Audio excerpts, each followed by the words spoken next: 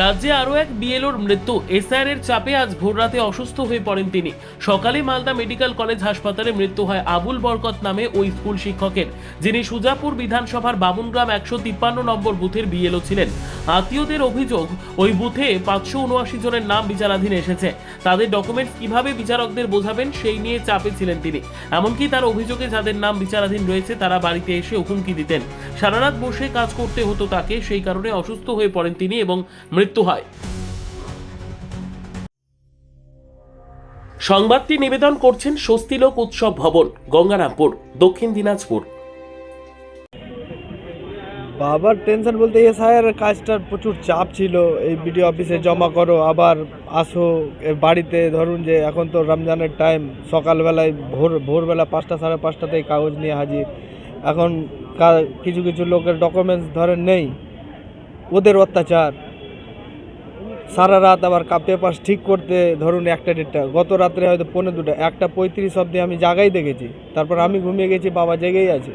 আরও কয়েকজন ছিল বাবার সঙ্গে সহযোগিতা যারা করতো, আমিও করেছি। কিন্তু ধরেন তার উপরে ভোরের ভাত খেয়ে আবার সকালবেলা আবার ধরুন যে লোকের চাপ, ভোটাররা বাড়ি আসছে, এই নেন ওই নেন, এই কাগজ আমাদের হয়েছে কিনা। হুমকির সম্মুখীন হতে হতো। হ্যাঁ অবশ্যই, লোকের তো হুমকির তো আছেই। সকাল সন্ধ্যা আমাদের কখন হবে, কেন হবে না।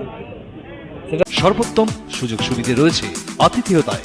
সুপরিচিত স্বস্তিলোক উৎসব ভবন, অতিথিদের যে কোনো অনুষ্ঠানের জন্য উপযুক্ত ওয়ান স্টপ ডেস্টিনেশন।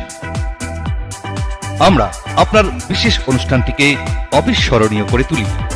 স্বস্তিলোক উৎসব ভবন, শিববাড়ি রোড, গঙ্গারামপুর, দক্ষিণ দিনাজপুর।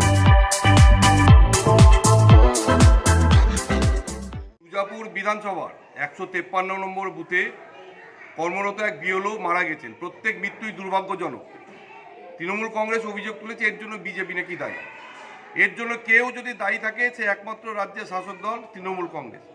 কারণ প্রথম থেকে ইলেকশন কমিশনকে অসহযোগিতা করে এসছে এই তৃণমূল কংগ্রেস, এবং ডাটা এন্ট্রি অপারেটর থেকে শুরু করে যে সমস্ত আধিকারিকদের দেওয়ার কথা ছিল তাদের কাউকে পর্যন্ত পর্যাপ্ত পরিমাণে দেননি, এবং যাদেরকে দিয়ে এই ডাটা এন্ট্রিগুলো করিয়েছেন তারাও প্রশিক্ষিত নন।